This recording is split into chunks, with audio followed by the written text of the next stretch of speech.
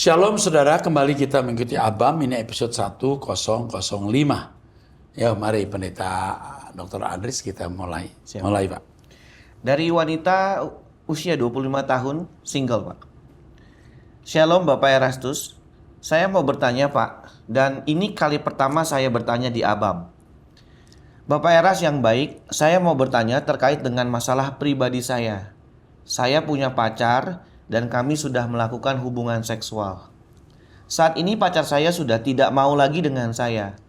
Dikarenakan dia mau saya ikut tinggal bersama dengan dia di tempat tugasnya. Dan saya menolak karena kami belum nikah di gereja. Jadi saya takut saya jatuh lebih dalam lagi.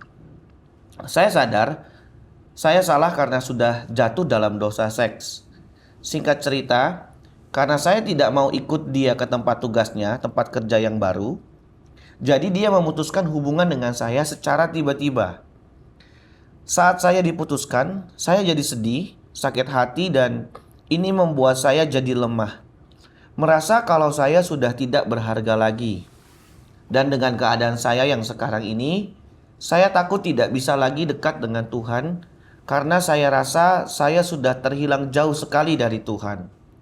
Saya tidak bisa menjaga kesucian hidup saya dan saya takut masa depan saya hilang. Saya menyesal mengenal laki-laki seperti itu, tapi ini sudah terjadi. Apakah Tuhan masih bisa menerima saya? Saya harus bagaimana Pak? Sekarang pacar saya sudah memblokir saya di semua media. Terima kasih Bapak Erastus, Tuhan. Bersyukur kamu putus dari pria ini. Pria ini jahat. Ketika dia sudah menikmati kegadisanmu, sudah menikmati kepuasan seks, dia menjadi tidak menghargai kamu dan memang kamu menjadi tidak berharga.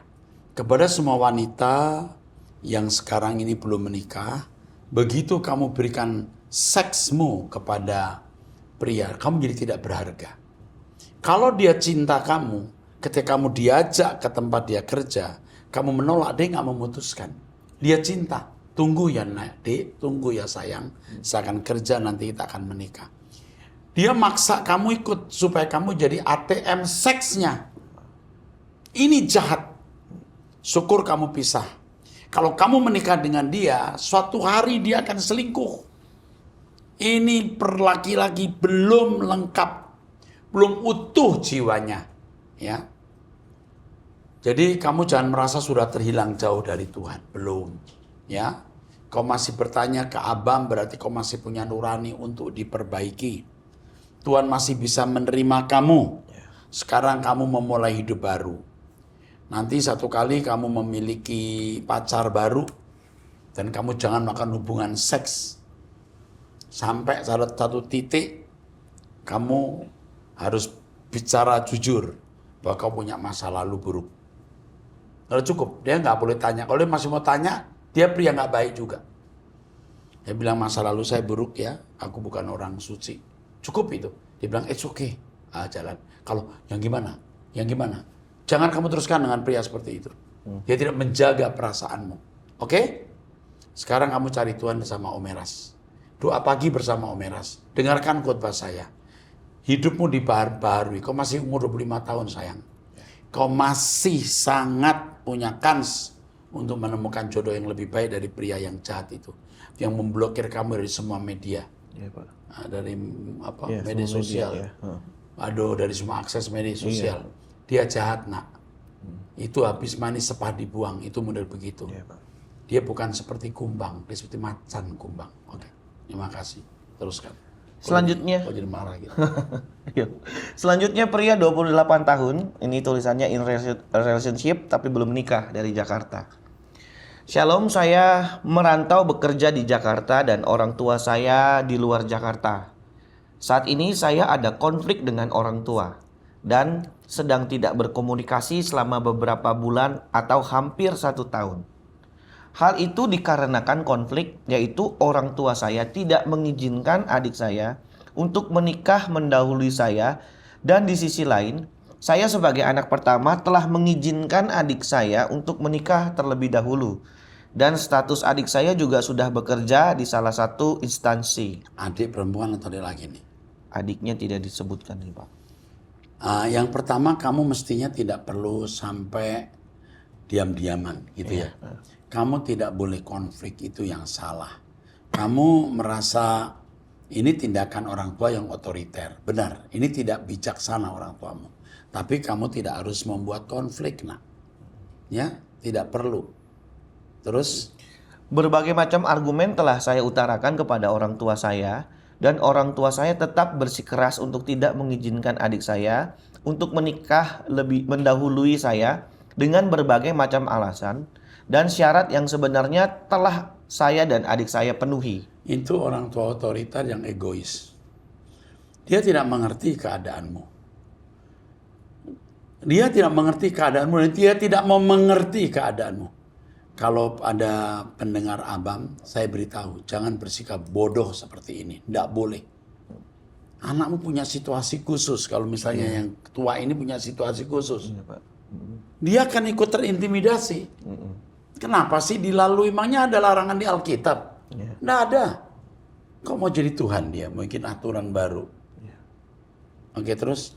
Saat ini saya sedang tidak berkomunikasi dengan orang tua saya dan adik saya sedang mempersiapkan rencana lain ketika orang tua kami, hanya ibu yang tidak menyetujui pernikahan adik saya. Ibunya. Tetapi untuk ayah telah menyetujui keputusan kami berdua. Sakit ibunya nih, pasti dominan deh. Iya, Pak. Ini papanya pun bisa menderita oleh wanita model begini.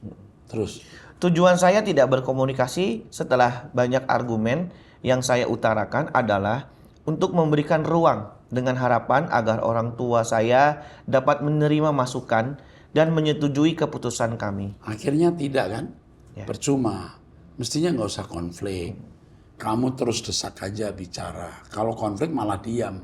Itu namanya demonstrasi atau unjuk perasaan. Dan itu tidak efektif rupanya. Terus? Sedangkan adik saya masih terus berkomunikasi secara berkala, tetapi tidak sering. Dengan harapan yang sama, yaitu dapat diizinkan menikah mendahului saya. Mohon pencerahan, apakah yang saya lakukan benar? Apakah ada solusi yang lebih baik agar orang tua saya bisa luluh? Terima kasih, Tuhan Yesus memberkati. Kepada orang tua, kalau anak misalnya dilarang ya, akhirnya menikah tamasya, diberkati di sebuah gereja. Lalu bisa apa orang tua? Bodoh orang tua begitu. Pak. Bodoh. Dia tidak menjaga perasaan anak yang pertama dan mengintimidasi anak yang pertama. Dia mengintimidasi anak yang pertama dengan cara tidak mengizinkan anak yang kedua adiknya menikah. Ini jahat. Nah, bukan jahat ya, nggak bijaksana. Betul. Tapi bisa jadi jahat juga. Nanti anak jadi memberontak, jadi rusak semuanya. Nggak boleh. Ya, ini si ibu sebegitu ganasnya, kenapa ya? Pasti punya alasan. Begini loh, kalau ibu ini lebih sayang anak laki-lakinya yang pertama, dia lebih mengharapkan anak laki-lakinya berhasil, sukses, lebih banyak cintanya ke anak laki-laki pertama, tapi ternyata belum dapat jodoh atau belum nikah. Dia iri. Dia iri. Kenapa anak yang kedua dapat jodoh, yang pertama tidak? Nah ini kan jahat ya. Padahal anak pertama mungkin mau lajang. Mungkin ada karena satu lain hal, ada kelainan dan lain-lain. Kan kasihan. Dipaksa.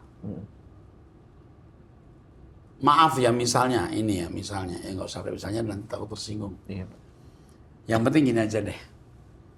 Kamu ngomong lagi dengan orang tua, desak lagi orang tua, ya. Tapi si ibu kayaknya kokoh nih, kayak Margaret Thatcher ini. Iron Lady. Iron Woman. Ya. Ya. Ini si ibu namanya nggak ada di sini ya? Nggak ada, Pak. Ada sebenarnya. Wonder Woman. Oh, iya. Nggak boleh begitu.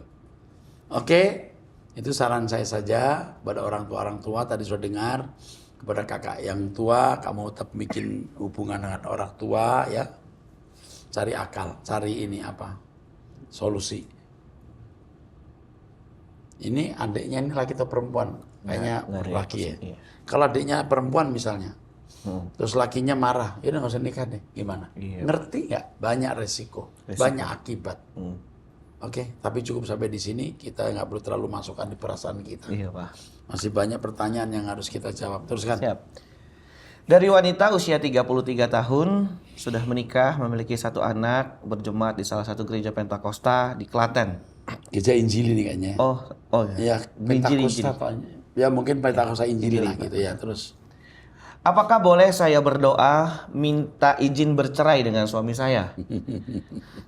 Sebenarnya saya masih memegang teguh janji pernikahan kami, tapi suami sangat menginginkan perceraian ini terjadi.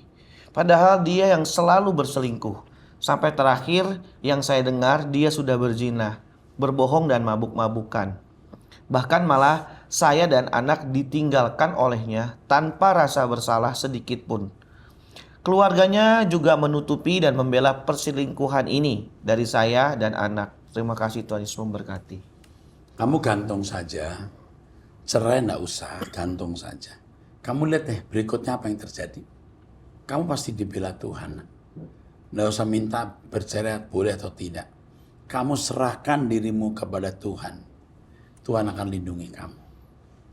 Banyak hal yang tidak bisa kita selesaikan dalam waktu singkat, tetapi akan dijawab di waktu-waktu mendatang. Pokoknya lagumu cuman ini. Ku berlindung padamu, Bapa. Doa pagi bersama saya, dengarkan truth, tumbuh. Ku nantikan kau Tuhan, hanya kau yang ku harapkan. Gitu, itu cukup. Tuhan akan menolong kamu nak, ya. Saya tidak mengatakan jangan atau ya, biar Tuhan yang akan bertindak. Kalau punya laki-laki mabuk-mabukan, selingkuh terus-menerus, kamu kan kehilangan hidup. Hidup dengan manusia yang masih jadi monster seperti ini. Wow. Tapi kamu lebih baik kamu gantung saja dan jangan hubungan badan dulu. Ya, bisa saja dia kena HIV, penyakit kelamin, kamu nggak usah hubungan dulu. Kalau kamu ditanya kenapa, aku tidak mau kena penyakit karena tubuhku baik Roh Kudus. Kamu kan dipimpin Roh Kudus. Ya? Oke, teruskan. Selanjutnya dari wanita usia 40 tahun, sudah menikah, memiliki 3 anak dari Sulawesi Utara, Manado. Saya sangat bersyukur bisa dipertemukan dengan truth.id. Saya bisa mendengarkan kebenaran firman Tuhan dari Bapak rohaniku, Bapak Erastus. Saya merasa banyak yang diubahkan dalam hidupku. Bapak, kalau boleh saya usul untuk doa pagi, kiranya bisa ada siaran ulang. Bukan hanya bagian firmannya saja, tetapi juga pujian penyembahannya. Karena kalau di Jakarta jam 5, di tempat saya jam 6 WITA. Dan itu jam saya antara anak sekolah. Terima kasih, Tuhan Yesus memberkati. Kita sedang mempertimbangkan hal ini. Masalahnya nanti kalau kita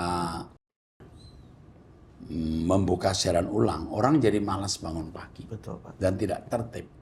Makanya hari Sabtu yang kita tetap buka, juga hari Jumat buka. Juga ada jam-jam doa lain yang kita adakan doa puasa, kita buka. Dan itu bisa dipakai. Itu bisa dipakai.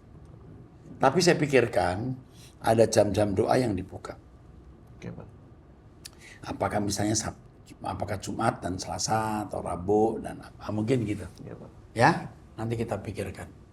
Jadi tidak semuanya ditutup. Iya kan? Iya, Pak. Nanti kalau Rabu misalnya kita tidak take down, ya boleh juga tidak di take down, ya. Tapi hari Rabu orang bilang yes bangun jam 6, ya kan lah. Akhirnya nontonnya online aja. Siaran itu enggak. Oke, saya kira cukup itu. Teruskan. Selanjutnya dari wanita usia 54 tahun, sudah menikah, memiliki 1 anak perempuan. Stop. Ya. Udah, nggak usah disebut lagi.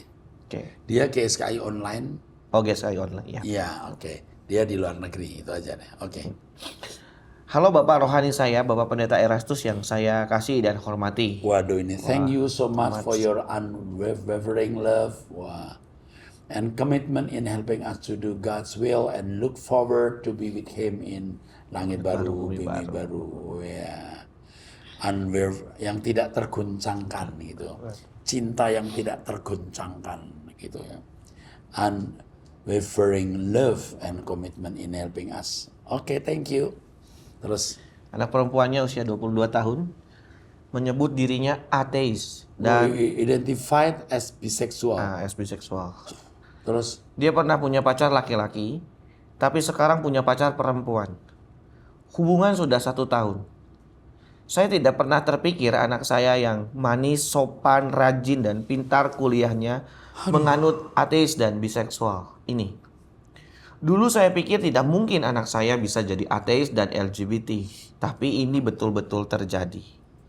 Dia bilang dia tidak percaya ada Tuhan, percaya hanya sains. Hati saya rasanya remuk.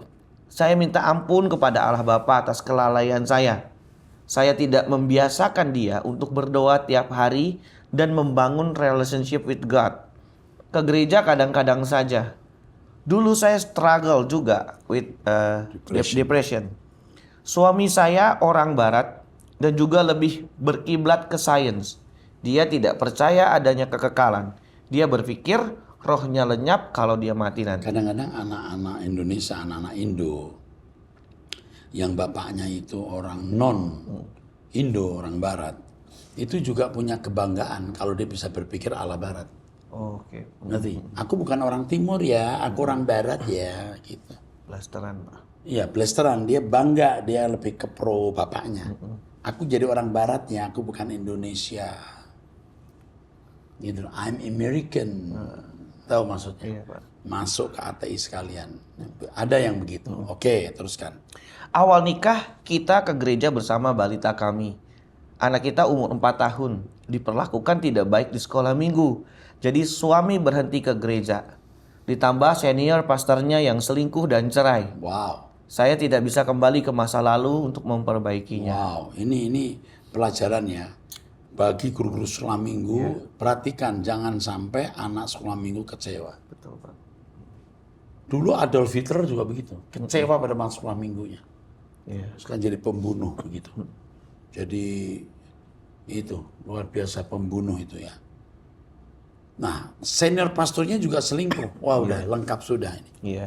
Penderitaan ini. Terus Seperti Pak Eras ajarkan di ABAM, saya ikuti untuk berjuang hidup suci, tidak banyak bicara, tidak menghakimi, dan minta bimbingan Roh Kudus. ya saya depend only on the Holy Spirit. I am very far from being perfect.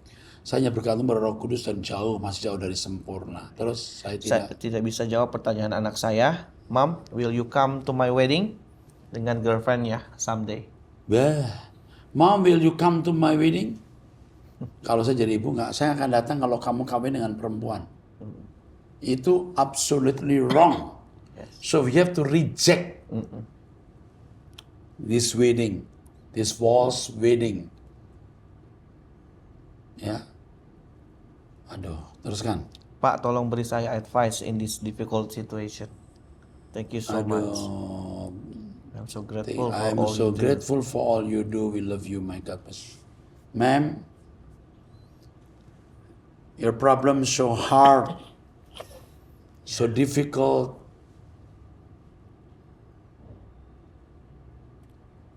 Aduh, sedih ya, lihat begini ya. Ya. Kalau udah bilang aku ateis, aku biseksual, mateng deh. Apa perlu ditelepon ya, Nak? Ya. Mungkin perlu bicara, kita beri pendamping, ini berat masalahnya. Sebab ini masalah nggak bisa dijawab, oh begini begitu. Ya saya bisa menjawab, you ikut doa pagi terus, hidupmu memancarkan terang, itu udah pasti.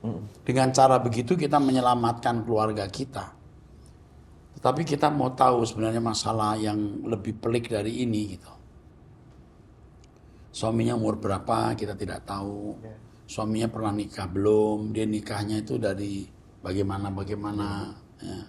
Apakah ini anak dari suami ini atau anak dari suami yang lain, kita tidak tahu ya. Tapi saya cuma memberitahu kalau ibu sudah mengenal suara kebenaran, ibu harus berani melewati semua dengan kokoh, gigih, dan teguh. Pada akhirnya kita pulang sendiri tanpa suami, tanpa anak. Anda boleh susah memikirkan keadaan anak, tetapi Anda tidak boleh memberhalakan perasaan itu. Kalau Yesus berkata, jika kamu tidak membenci ayahmu, ibumu, saudaranya laki-laki, saudaramu perempuan, kau nggak layak bagiku. Itu artinya hati kita harus sepenuhnya terpikat, melekat dengan Tuhan. Itu saja. Ya, nanti bisa dihubungi. Mungkin di sana sekarang lagi jam. Dia di Texas ini, Pak.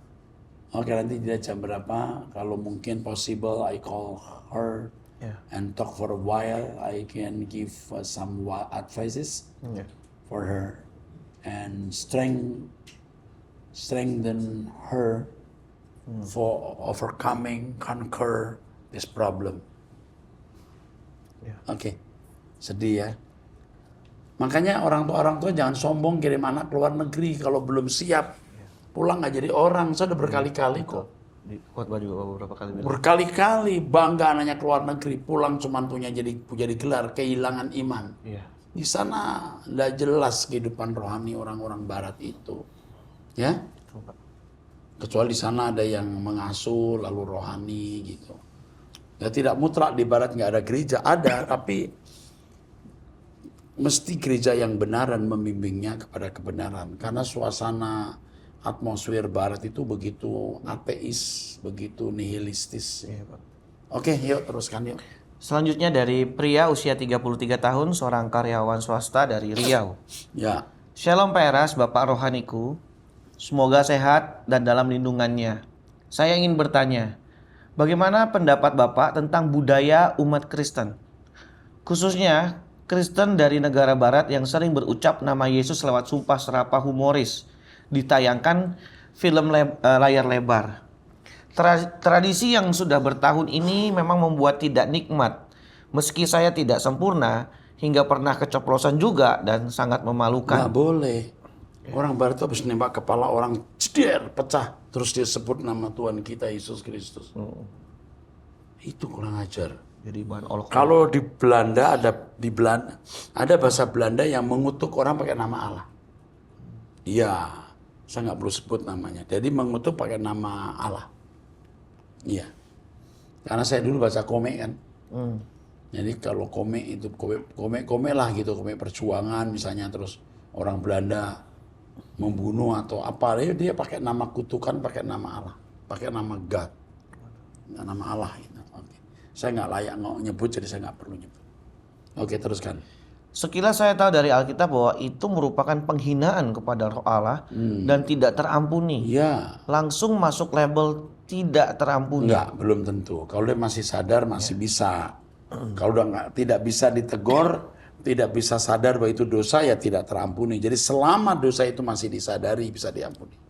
Terus? Sebetulnya dalam setiap perbuatan kita, apakah Tuhan membuat tabel perbedaan antara unsur sengaja dan tidak sengaja agar yang tidak ini bisa ditoleransi?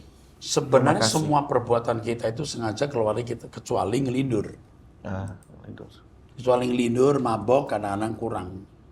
Tetapi yang tahu itu disadari atau tidak, bahwa itu dosa atau tidak. Tetapi kalau orang berjalan dengan Tuhan, dia pasti diberitahu itu dosa. Itu tidak boleh dilakukan. Nah, kalau sampai orang hidup dalam dosa, pasti dia tidak berjalan dengan Tuhan. Dia tidak lagi mendengar suara Tuhan. Dan kalau seseorang sudah tidak mendengar suara Tuhan, tidak bisa diperbaiki, baru namanya menghujat roh. Baru namanya tidak bisa diampuni. Jadi kalau disebutkan di sini, ya memakai nama Tuhan sembarangan, tapi masih sadar dan bisa minta ampun, masih bisa diampuni. Dosa apapun kata Alkitab, kecuali menghujat Roh Kudus, artinya orang yang tidak bisa lagi diperbaiki itu menghujat Roh Kudus. Oke, teruskan. Selanjutnya dari wanita usia 37 tahun, sudah menikah, memiliki 3 anak dari Kupang, NTT. Ini jemaat gereja Protestan, Pak. Ya. Pak, saya merasa jatuh sebagai pelayan Tuhan. Setelah saya melayani selama 8 tahun, semua orang yang saya layani bertobat dan menemukan Tuhan Yesus. Pada awalnya mereka jauh dari Tuhan, sampai akhirnya rajin beribadah dan bahkan semakin diberkati Tuhan dalam pekerjaan yang tampak dalam keluarga mereka masing-masing. Namun, saya seperti melayani seorang diri karena tidak ada seorang pun yang mau ada di pihak saya. Tidak ada yang mendukung saya sebagai teman sepelayanan. Sekarang atas izin Tuhan, saya berhasil dan saya percaya. Saya sekarang baru bekerja kembali, tetapi rasanya sulit dalam pekerjaan karena tidak mudah. Pak, saya tadinya dosen S2, tapi tetap mendapatkan hambatan di sana-sini, dan suami juga tidak cukup kuat mendukung saya. Saya merindukan dia ada bersama-sama saya kembali dan membangun jam doa bersama seperti dulu. Supaya Tuhan menjadi dasar semangat sukacita kami. Sehingga keluarga kami bisa utuh, teguh, karena saya merasa sekarang rapuh, Pak. Karena keadaan seperti ini, anak-anak juga menjadi bingung. Bahkan saya tidak tahu harus berbuat apa. Karena tidak ada aktivitas kerja yang baik. Bagaimana ya, Pak? Saya merasa memerlukan komunitas Kristen yang sehat, yang aktif, bisa berjumpa, jadi keluarga Kristen dan keluarga Allah yang saling menopang. Saya sangat tidak semangat, Pak. Saya di sekolah ini juga niatnya adalah melayani Tuhan dalam pekerjaan. Namun karena tidak kuat dari dalam, sehingga saya merasa tidak semangat, Pak. Anak-anak masih kecil. Anak yang pertama usia 9 tahun, kedua usia 6 tahun, dan yang terakhir usia 11 bulan. Nah, kita tidak tahu maksud ini. Iya. Saya merasa jatuh sebagai pelayan Tuhan itu apa? Saya tidak melihat kasus yang berat gitu di sini. Mungkin kejenuhan dan tidak tahu harus buat apa.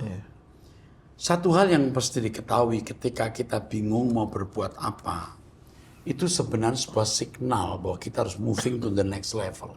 Harus naik ke kelas yang lebih tinggi. Diperbanyak jam doa, diperbanyak merenungkan firman, sampai dia memiliki target baru dalam jangka pendek. Ya, Pak. Kenapa jenuh? Kenapa bingung? Kenapa seperti jatuh? Ini gejala bahwa Anda harus maju ke tingkat yang lebih tinggi. Perbanyak jam doa, perbanyak belajar firman, ikut doa pagi bersama saya. Nanti Tuhan akan memberikan arahan. Sekarang mungkin Anda bingung, tapi lakukan ini. Gandakan pencarianmu akan Tuhan. Baru Tuhan membuka pikiranmu untuk mengerti apa yang kamu harus lakukan. Oke? Ya. Oke, teruskan.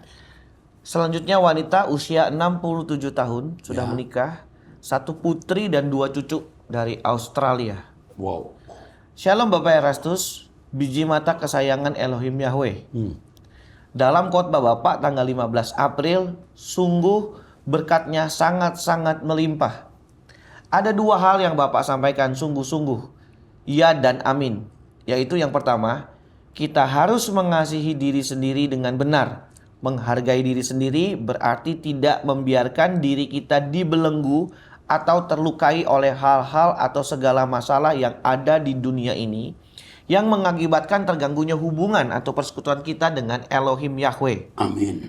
Terus. Mengasihi diri sendiri dengan benar seperti Elohim Yahweh mengasihi kita. Amin. Dengan adanya jalinan yang sedemikian eratnya antara kita dan Allah Yahweh, barulah kita mampu mengasihi orang lain. Amin. Itu benar. Benar. Terus kedua. Yang kedua, iblis tidak pernah mengasihi manusia. Dia memberi apa yang kita minta, tetapi iblis tidak berhenti di situ saja, Pak. Dia menuntut, minta imbalan yang sangat-sangat mahal, melebihi apa yang dia berikan. Ya. Bahkan tidak mustahil nyawa sebagai taruhannya. Sungguh sangat mengerikan. Ya, dia tidak pernah memberikan gratis. Ya. Allah memberikan gratis, tapi ingat, ada tanggung jawab setelah diberikan itu. Oke, teruskan.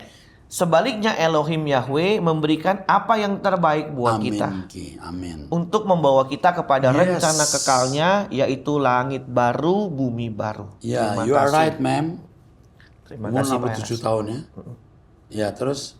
Terima kasih Bapak Eras, hambanya yang dikasihinya. Biarlah Elohim Yahweh senantiasa menyingkapkan semua rahasia besarnya kepada semua umatnya, agar tidak ada satupun yang luput. Amin. Elohim Yahweh memberkati dan memberi kesehatan, Ekstra. kekuatan ekstra kepada Bapak. Kepada Esther Tan, Ya, wanita 67 tahun. Ini di mana ini? Australia. Ibu Esther ya. Nanti kalau saya ke Australia siapa tahu bisa ketemu. Tapi nggak jelas ini di Melbourne, Brisbane, Sydney, Adelaide atau ke Perth. Ya, Ibu so smart. You are smart, ma'am. You can make summary from my preaching, ya. Betul. 15. Within April. Okay, nice, ma'am. We love you. God bless you, ma'am. Amin. Teruskan. Selanjutnya pria usia 53 tahun, Yes. menikah, memiliki 1 anak dari Jakarta. Ya. Shalom Bapak Pendeta Erastus. Maaf, Pak Eras sering bilang kalau Tuhan juga tidak bisa mengubah kita kalau kita sendiri tidak mau berubah. Terus. Tapi ada cerita di Alkitab yang mengatakan Tuhan mengeraskan hati Firaun.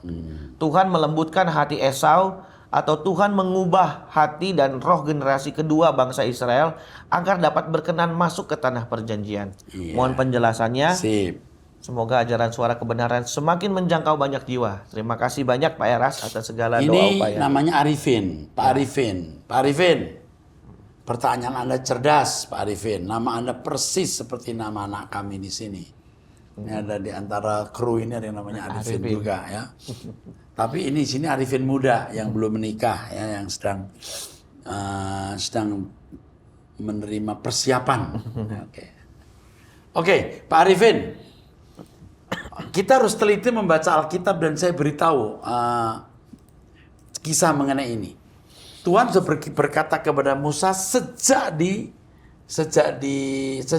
Midian bahwa Firaun tidak akan melepaskan. Sudah ada statement itu. Tuhan sudah tahu bahwa Firaun tidak akan melepaskan. Lalu Tuhan berkata, aku akan mengeraskan hati Firaun. Artinya Tuhan akan memenuhi apa yang memang menjadi tatanan tatanan yang harus ada supaya Tuhan bisa menghukum Firaun. Matang ya Pak. Ya, harus ada alasan. Tuhan nggak bisa menghukum Firaun. Kalau Firaun tidak nyata-nyata salah. Dari tongkat yang ada ular, Firaun juga bisa bikin. Mujizat tangan juga bisa bikin. Mujizat tulah-tulah awal Firaun juga bisa bikin. Oke? Dia merasa gua juga bisa. Itu cara Tuhan mengeraskan Firaun. Jadi bukan masuk di hatinya dikeraskan, bukan begitu. Lalu ketika Tuhan memberikan tulah-tulah yang Firaun sudah tidak bisa buat, Firaun punya taktik. Dia pura-pura mengatakan akan memberi kebebasan kepada bangsa Israel kalau tulah itu diangkat. Firaun itu menipu Musa. Tuhan juga tahu sebenarnya. Musa minta kepada Tuhanmu supaya diangkat ini tulah. Begitu tulah diangkat, nanti kalau tulah diangkat aku beri kamu kebebasan untuk membawa bangsa ini keluar. Setelah tulah diangkat, Firaun mengingkari janji berkali-kali. Dengan cara itu Firaun berkata, lu bisa gua tipu. Nah, dia mengeraskan hati di situ. Sampai titik di mana dia tidak peduli dan terpaksa melepaskan bangsa Israel karena anak sulungnya mati. Rakyatnya berkata, udah raja, suruh aja dia keluar, bisa mati semua kita. Nah itu dipaksa. Itu pun Firaun masih mengejar Musa. Mereka kemudian jadi cendol di Laut Kolsom. Itu cara Tuhan mengeraskan. Nangkap ya? Pak. Jadi tidak mungkin nggak ada sistem, nggak ada aturan. Lalu mengenai Esau yang dilembutkan itu ketika ketika Yakub kembali, Esau menyongsong dengan 400 tentara. Jadi bukan dikulik hatinya lalu jadi lembut, tidak. Ketika melihat anak-anak Yakub, Yakub di belakang, nah itulah hati Esau lunak. Tetapi keputusan untuk lunak tidak kembali ke Esau. Peristiwa Firaun juga, apakah Firaun keras atau tidak, itu juga tergantung Firaun. Nah ini yang mestinya dimengerti. Banyak orang Kristen nggak mengerti ini, langsung saja berkata Tuhan mengeraskan Firaun. Maka kalau Tuhan mengeraskan orang, keras saja hatinya, tidak bisa masuk surga. Yang satu tidak dikeraskan, dilembutkan, masuk surga. Wah kalau begitu Tuhan yang bertanggung jawab. Itu salah. Seperti Saul hatinya dilembutkan sehingga bertobat. Nikodemus tidak. Loh, Nikodemus itu memang dasarnya munafik. Dia menjumpai Yesus pada malam hari, dia memuji Yesus pasti datang dari Allah, tapi nggak ikut. Beda Saul. Ini orang ganggu agama Yahudi. Dia membela Yahweh, dibunuh orang-orang Kristen. Dalam ketidaktahuan, dia nggak munafik. Maka Tuhan datang. Saulus, mengapa engkau aniaya aku? beda. Orang harus cerdas memahami itu. Oke ya? Cukup jelas nggak Pak? Cukup Pak. Mantap. Aduh, ini satu ceramah ini. Tapi cuma beberapa menit. Oke, kita sudah akhiri 1005. Sampai bertemu di episode 1006. Tuhan berkati.